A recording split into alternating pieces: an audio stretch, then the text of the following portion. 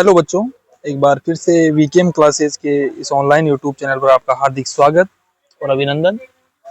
तो आज हमारा लेक्चर नंबर 5, जिसमें हम पढ़ेंगे आइंस्टीन फोटो इलेक्ट्रिक इक्वेशन।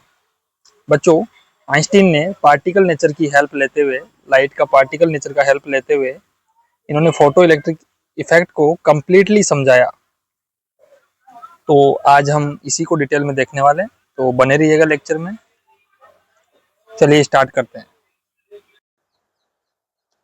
तो हमारा टॉपिक है आइंस्टीन फोटो इलेक्ट्रिक इक्वेशन। तो लास्ट क्लास में बच्चों हमने प्लैंक का क्वांटम जो मॉडल था उसको डिस्कस किया था, और फोटोन का जो प्रॉपर्टी थी फोटोन की उनको डिस्कस किया था हमने। यानी हमने लास्ट क्लास से लाइट के पार्टिकल नेचर को स्टडी करना स्टार्ट कर दिया था। ठीक है, तो आज हम आइंस्टीन का इक्वेशन पढ़ेंगे। आइंस्टीन ने फोटो इलेक्ट्रिक इफेक्ट को कैसे एक्सप्लेन किया by the help of particle nature of light. Okay, चलिए थोड़ा थ्योरेटिकल पोर्शन पहले स्टार्ट करते हैं इसका। Einstein explain photo electric effect by the considering the particle nature of light, और we can say quantum nature of light. कई बार exam में क्वेश्चन आता है कि फोटो इलेक्ट्रिक इफेक्ट को लाइट के कौन से नेचर से एक्सप्लेन किया जाता है, तो आपका आंसर होना चाहिए पार्टिकल नेचर ऑफ लाइट या फिर quantum nature of light. Okay, he use concept of particle nature, we can say photon of light. According to Einstein, one photon interact with one electron of metal surface. According to Einstein, जब हम photon को incident करवाते हैं, light को incident करवाते हैं metal surface पे, light के अंदर क्या है, लाइट किससे मिलकर बना है, बहुत सारे फोटोन से। ये हमने लास्ट क्लास में प्लैंक के मॉडल से देखा था, उसी प्लैंक के कंसेप्ट को यूज कर रहे हैं आइंस्टीन। ठीक है ना, एक फोटोन इंसिडेंट हुआ तो वो एक इलेक्ट्रॉन से इंटरेक्ट करेगा, ऐसा आइंस्टीन कह रहे हैं। अगर 100 फोटोन इंसिडेंट होते हैं तो वो 100 इलेक्ट्रॉन से क्या करेंगे, इंटरेक्ट करेंगे। It is also called as one electron one photon interaction. It is instantaneous phenomena. बच्चों, इसमें कोई टाइम का लेग नहीं होता है। जैसे ही मेटेलिक सरफेस पे फोटोन आएगा तो इलेक्ट्रॉन यहां से झट से बाहर निकल जाएगा। ठीक है, तो ये इसमें कोई भी टाइम लेग नहीं होता है according to Einstein. According to Einstein, when a photon of h nu energy is incident on metallic surface, then this h nu energy use into form। जब h nu एनर्जी का photon incident होता है किसके ऊपर, metallic surface के ऊपर, तो वो एनर्जी दो पार्ट में ब्रेक हो जाती है। फर्स्ट तो वो यूज होती है in the form of work function, and remaining energy use in the form of kinetic energy of the electrons. और जो एनर्जी होगी काइनेटिक वो कैसी होगी, मैक्सिमम होगी। आइए इस फिनोमिना को हम डायग्राम से और अच्छे से समझ लेते हैं। सपोज करें कि मेरे पास this is a metallic surface. Okay, और इस मेटालिक सरफेस में बहुत सारे फ्री इलेक्ट्रॉन्स प्रेजेंट है।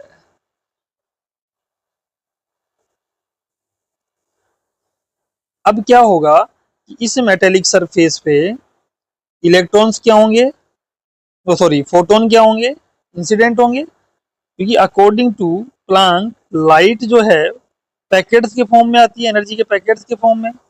इन पैकेट्स को हम फोटोन कहते हैं। ऐसे लाइट आ रही है, इस एक पैकेट की एनर्जी एच न्यू है। तो सपोज करें इस पे किसी टाइम पे एक फोटोन इंसिडेंट हुआ है यहाँ पर, और इसी इलेक्ट्रॉन से क्या कर रहा है, इंटरेक्ट कर रहा है वो। जैसे ही ये फोटोन इस इलेक्ट्रॉन को एनर्जी देगा तो ये इस एनर्जी को एब्जॉर्ब करेगा और यहां से इमिट होना स्टार्ट हो जाएगा ये। ओके, तो इस इलेक्ट्रॉन की जो एनर्जी होगी वो मैक्सिमम होगी अकॉर्डिंग टू आइंस्टीन। ऐसा क्यों? क्योंकि आइंस्टीन ने ये माना है बच्चों कि इलेक्ट्रॉन जब लूज करेगा, यहां से लूज होगा अपने बॉन्ड्स को ब्रेक करके, बस वहां तक की बात करी आइंस्टीन ने।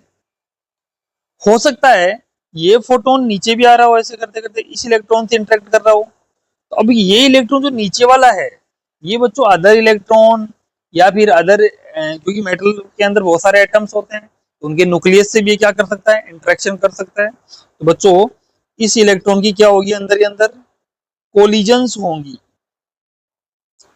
ये इलेक्ट्रॉन कोलिजन करता हुआ बाहर निकलेगा, तो इस कोलिजन में एनर्जी का लॉस करेगा बच्चों, और जब एनर्जी का लॉस करेगा तो इसकी काइनेटिक एनर्जी थोड़ी कम हो जाएगी।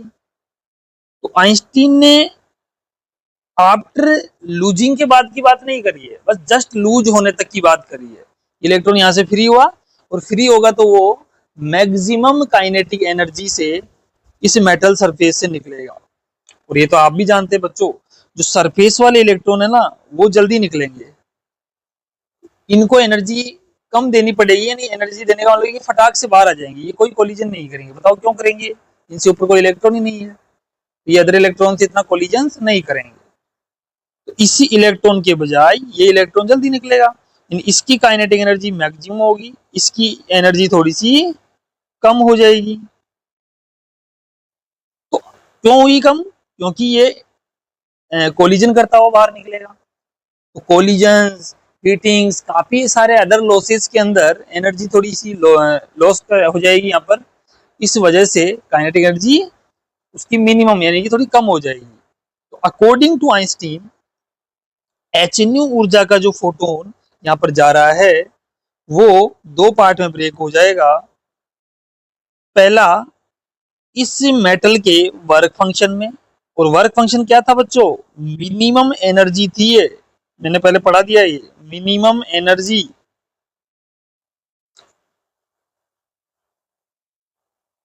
मिनिमम एनर्जी है किसके लिए रिक्वायर्ड है, जो इलेक्ट्रॉन को मेटल सरफेस से इजेक्ट करवा सके, वो मिनिमम एनर्जी फाइ नॉट हमारा कहलाएगा। तो अब सुनिए, फाइ नॉट मिनिमम एनर्जी हुई। मान लीजिए एच न्यू की वैल्यू में मान लीजिए मैंने 50 मान ली, 50 इलेक्ट्रॉन वोल्ट।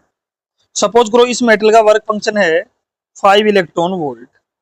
तो मुझे बताओ 5 इलेक्ट्रॉन वोल्ट यहाँ पर खर्च हो जाएगी, यहाँ पर स्पेंड हो जाएगी एनर्जी, रिमेनिंग एनर्जी किस में कन्वर्ट हो जाएगी, इसकी काइनेटिक एनर्जी में। कितनी बची, 45। क्या ये एनर्जी कंजर्वेशन जैसा नहीं लग रहा कि 50 इक्वल टू 5 इलेक्ट्रॉन वोल्ट यहाँ खर्च हुई और 45 इधर चली गई। तो क्या एनर्जी कंजर्वेशन नहीं है ना। तो यही तो आइंस्टीन का इक्वेशन, और क्या आइंस्टीन यही तो बोला है कि गिवन एनर्जी एच न्यू, इसको ई बराबर ई इक्वल टू बोल सकते हैं हम, और इसको बोले फाइ नॉट बोला 5 को, और 45 को क्या बोला मैंने, K maximum. This is known as Einstein photo electric equation. Einstein photo electric equation. बच्चों आइंस्टीन ने लॉसेस की बात करी नहीं, उसने तो के मैक्सिमम इसीलिए लिया है, इलेक्ट्रॉन कोई लॉस कर ही नहीं रहा अकॉर्डिंग टू आइंस्टीन। बाकी तो जो रियल हम कहें कि रियल इक्वेशन क्या होनी चाहिए बताऊं आपको, E equal to phi not plus K maximum plus यहाँ पे लॉस ऑफ एनर्जी हो रहा था,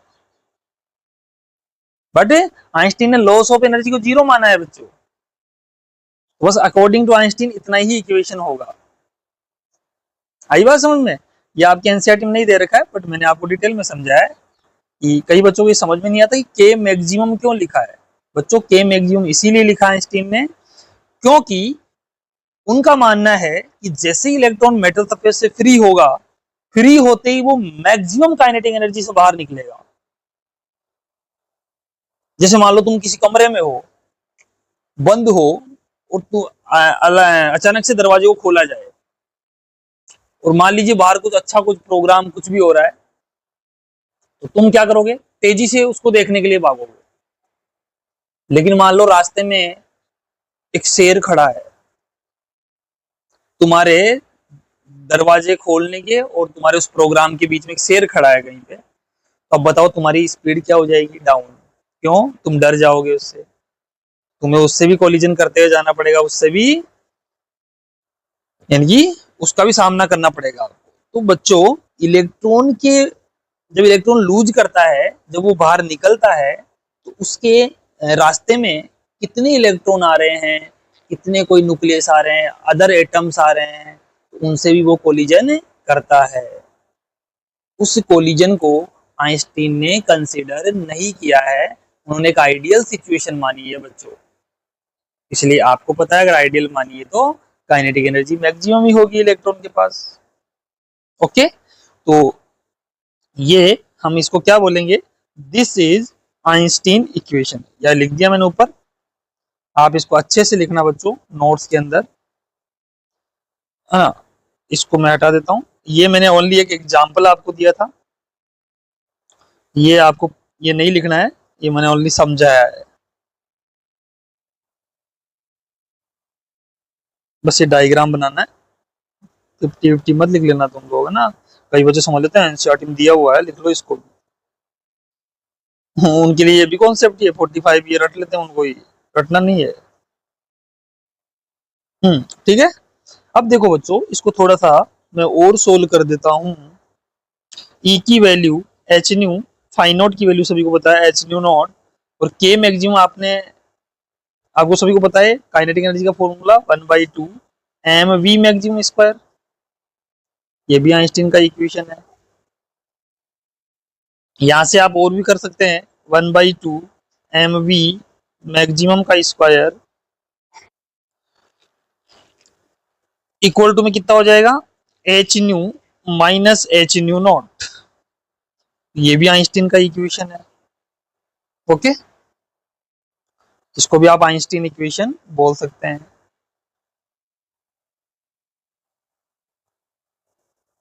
Einstein equation, we know that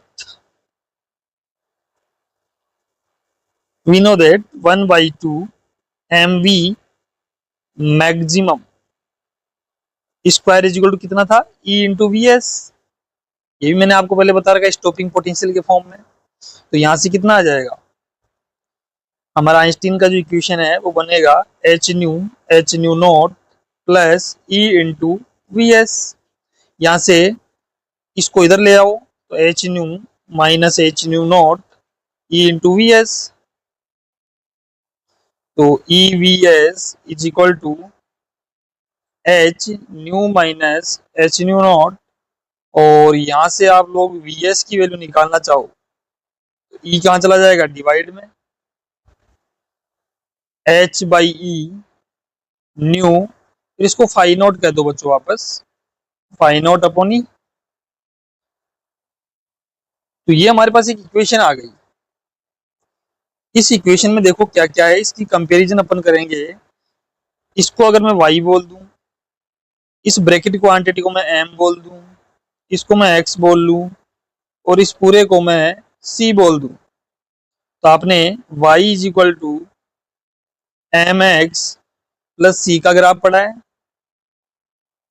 तो अगर मैं एक ग्राफ ड्रॉ करूं, तो ग्राफ कैसा आएगा, इधर लेता हूं मैं स्टॉपिंग पोटेंशियल, इधर लेता हूं मैं फ्रीक्वेंसी न्यू, क्योंकि एक्स एक्सिस के करस्पॉन्डिंग फ्रीक्वेंसी है और वाई एक्सिस के करस्पॉन्डिंग स्टॉपिंग पोटेंशियल है।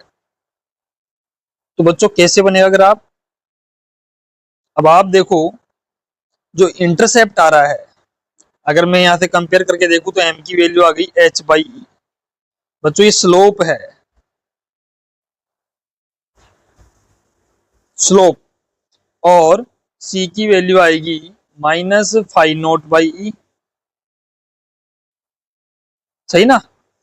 तो ग्राफ में इंटरसेप्ट को नेगेटिव दिखाना पड़ेगा, और ये मैंने आपको सिखा रखा है, ऐसे ग्राफ जाएगा बच्चों, स्ट्रेट लाइन ग्राफ बनेगा, और इसमें ये वैल्यू जो होगी minus five not by E होगी, और यहाँ ये स्लोप एंगल थीटा, इसको आप एम को M equal to tan theta भी लिख सकते हैं ना। स्लोप को हम लिखते थे बेसिक मैथ में पढ़ा आप लोगों ने 11th में, एच बाई ई, ऐसे भी आप लिख सकते हैं। ओके,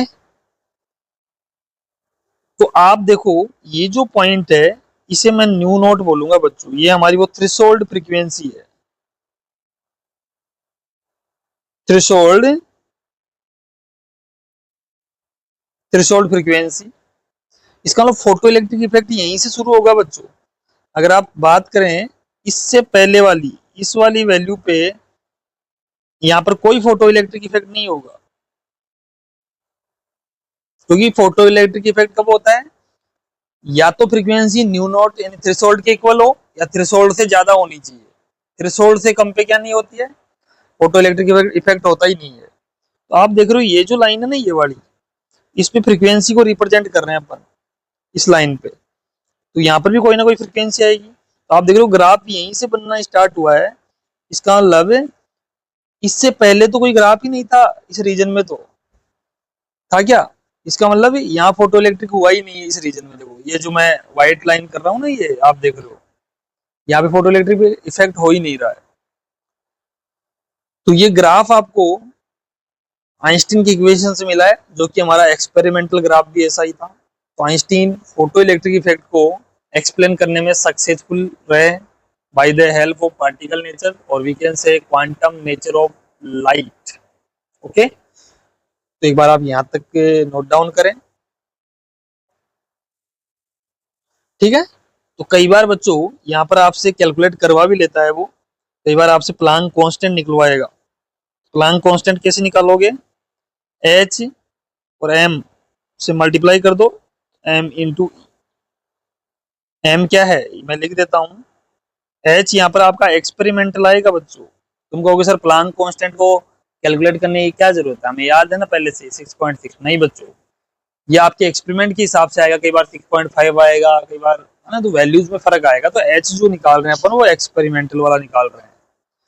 यहाँ आएगा स्लोप, एम का मतलब स्लोप था, इनटू में चार्ज ऑफ इलेक्ट्रॉन। इससे रिलेटेड आपके एनसीईआरटी का एक न्यूमेरिकल भी है बच्चों एक्सरसाइज के अंदर। ओके, ये हम यहां से निकाल सकते हैं, ठीक है। तो अब देखिए आगे हम चलते हैं इसी के अंदर। अगला इसी के अंदर आप हेडिंग डालोगे छोटा सा,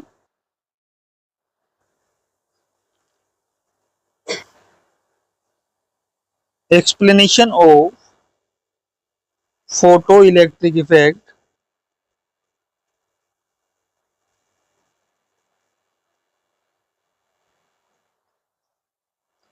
explanation of photoelectric effect from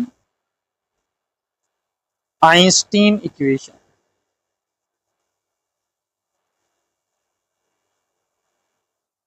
Einstein equation से करते हैं अपन एक्सप्लेनेशन इसका। देखिए हम सभी जानते हैं कि आइंस्टीन का इक्वेशन E इक्वल टू, ये याद रहना चाहिए, तो बहुत ज्यादा न्यूमेरिकल आते हैं इससे, के मैग्नीट्यूड आपके कंपटीशन में बहुत काम का है, ठीक। ये आइंस्टीन का इक्वेशन, एच न्यू लिख दो एक की जगह, फाइव नॉट की जगह एच न्यू नॉट, और इसको लिख दो के मैक्सिमम। तो यहां से अगर मैं के मैक्सिमम निकालू कितना आएगा बताओ, इसको इधर भेज दो, H nu minus H nu not, तो के मैक्सिमम, एच कॉमन आ रहा है, new minus new not. Case number 1, मैं 3 केस यहाँ पर डिस्कस करूंगा आपके सामने। Case 1,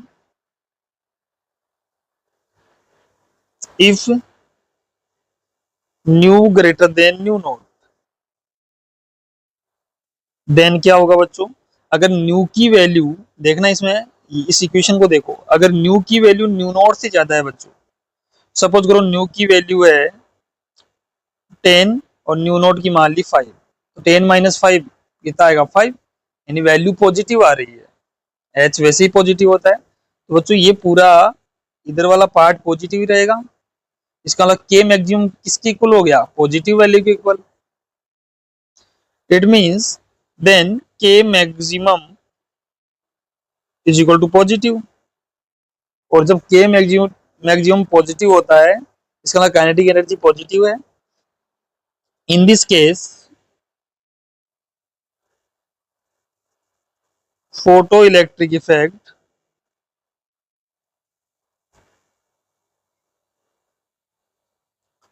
takes place okay. Case number second, in इस केस में फोटो इलेक्ट्रिक इफेक्ट हमारे पास अकर होगा, ठीक है। Case second, if nu equal to nu not, then बताना काइनेटिक एनर्जी क्या है। इस बार दोनों इक्वल हो गए, न्यू और न्यू नॉट जब इक्वल हो गए तो ये वैल्यू जीरो हो गई ना। मान लो ये भी 10 है, ये भी 10 है, 10 माइनस 10 जीरो, तो ये इधर वाला पार्ट पूरा ही जीरो। देन के मैक्सिमम जो था इलेक्ट्रॉन का वो जीरो हो गया। इसका मतलब इस बार इलेक्ट्रॉन के पास काइनेटिक एनर्जी नहीं है। तो इसका मतलब क्या होगा भाई, इलेक्ट्रॉन को बस उतनी एनर्जी मिल पाई वर्क फंक्शन के लिए, काइनेटिक एनर्जी के लिए एनर्जी नहीं है, यानी इलेक्ट्रॉन बस लूज होगा वहां से जस्ट, लेकिन वो चलेगा नहीं क्योंकि उसके पास काइनेटिक एनर्जी नहीं है, वेलोसिटी नहीं है, स्पीड नहीं है, ठीक है। तो आप लिख सकते हैं पीई, फोटो इलेक्ट्रिक इफेक्ट तो होगा but there is no kinetic energy for electron, है ना, इलेक्ट्रॉन के लिए कोई काइनेटिक एनर्जी वहां पर नहीं है। चले आगे, case number third, if nu less than nu not, then nu की वैल्यू इस बार इससे ज्यादा है, तो मान लीजिए ये 8 है और ये 10 है, तो 8 माइनस 10 माइनस का 2, और एच का वैल्यू पॉजिटिव, तो पॉजिटिव इंटू नेगेटिव, नेगेटिव बनेगा। देन के मैक्सिमम की वैल्यू मेरे पास नेगेटिव आएगी। और बच्चों कभी काइनेटिक एनर्जी नेगेटिव होती है क्या, आप बताओ खुद, नहीं होती ना। दैट मीन्स हम क्या बोलेंगे, in this case, in this case photo electric effect, photo electric effect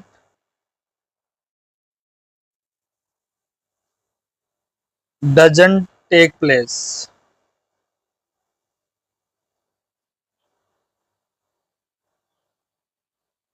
take place या डजेंट ऑब्जर्व, है ना, फोटो इलेक्ट्रिक इफेक्ट ऑब्जर्व नहीं किया जाएगा इस बार।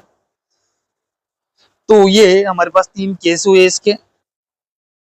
अब मैं तीनों केसों को अगर एक शॉर्ट के अंदर आपको समझा दूं, इन शॉर्ट आप डायरेक्टली याद रखिए चीजों को।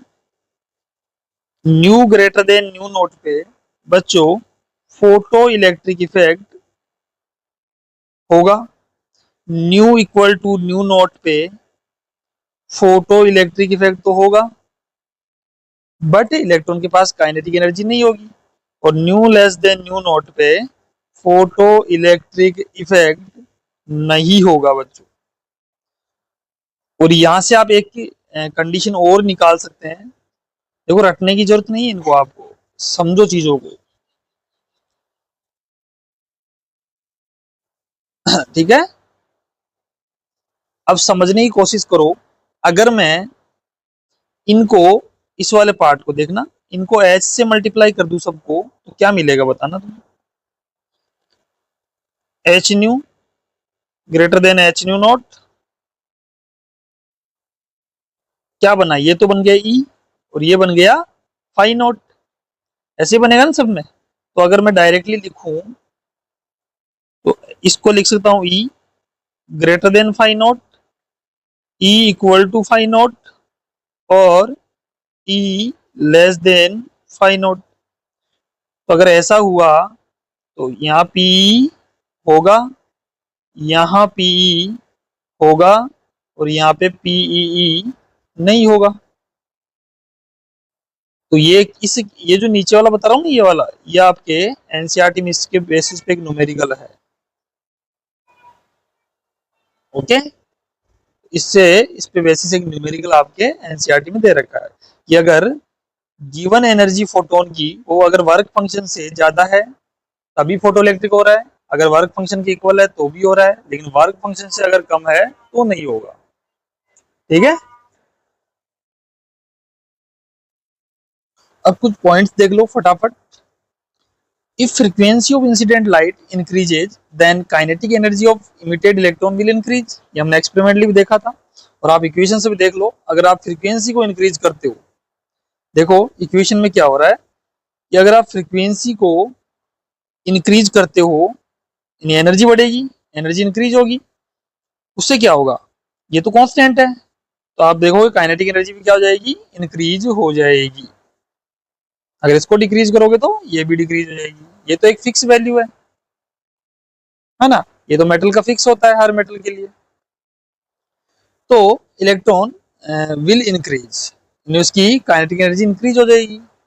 Next point, according to Einstein, as increases intensity of incident light, then number of photon will increase, due to which number of emitted electron will also increase. After that, photoelectric current will increase. इस इतने paragraph को आप इस वाले diagram से भी समझ सकते हैं. अगर इंटेंसिटी को इंक्रीज करोगे तो नंबर ऑफ फोटोन क्या होंगे, इंक्रीज होंगे. उससे क्या होगा, नंबर ऑफ इमिटेड इलेक्ट्रॉन ज्यादा इमिट होंगे इलेक्ट्रॉन्स, क्योंकि आपको पता है अकॉर्डिंग टू आइंस्टीन एक फोटोन एक इलेक्ट्रॉन से क्या करता है, इंटरेक्ट करता है. तो अगर मान लीजिए किसी टाइम 50 फोटोन इंसिडेंट हुए मेटल सरफेस पे, तो 50 इलेक्ट्रॉन निकलेंगे. मान लीजिए 100 फोटोन बढ़ गए तो इलेक्ट्रॉन भी बढ़ जाएंगे. इन दोनों की डिपेंडेंसी होती है. जितने ज्यादा इलेक्ट्रॉन इमिट होंगे उतना ज्यादा चार्ज बनेगा, यानी चार्ज का फ्लो होगा, उतनी ही फोटो करंट इंक्रीज हो जाएगी. तो ये चार्ट जो है आप अच्छे से याद रखो माइंड में, कोई दिक्कत नहीं आएगी. There is no time lag between incidence of photon and emission of electron. यानी आइंस्टीन ये कहना चाह रहे हैं कि जैसे ही फोटोन आएगा मेटल सरफेस पे, इलेक्ट्रॉन फटाक से बाहर निकल जाएगा. इन दोनों के बीच में कोई टाइम लैग नहीं होगा. ऐसा नहीं है कि फोटोन आया फिर इलेक्ट्रॉन से बातचीत किया और भाई इलेक्ट्रॉन क्या हालचाल है, ऐसी बातें नहीं होगी. ऐसा नहीं कि आज फोटोन इंसिडेंट हुआ और एक दो घंटे बाद या कल या परसों, ऐसा नहीं, बाद में इलेक्ट्रॉन इमिट हो, नहीं. जैसे ही फोटोन इंसिडेंट होगा वैसे ही इलेक्ट्रॉन का इजेक्शन स्टार्ट हो जाएगा. यानी there is no time lag between incidence of photon and emission of electron. और इसका टाइम भी बताया गया है आपके एनसीईआरटी में, 10⁻⁹ सेकेंड टाइम लगता है बच्चों इस इलेक्ट्रॉन को बाहर निकलने में. That is very low time, है ना, बहुत ही स्मॉल टाइम है ये. Finally, Einstein successfully explained photoelectric effect by the help of particle nature और quantum nature of light. ठीक है, तो ये हमारा कंप्लीट हो गया आज का लेक्चर. यहाँ तक आप लोग नोट्स बनाए अच्छे से, और बाकी हम नेक्स्ट लेक्चर में देखेंगे. नेक्स्ट लेक्चर में आपका ये चैप्टर कंप्लीट हो जाएगा. ओके, तो thank you for watching this video and love you all my dear students. मिलते हैं नेक्स्ट लेक्चर में.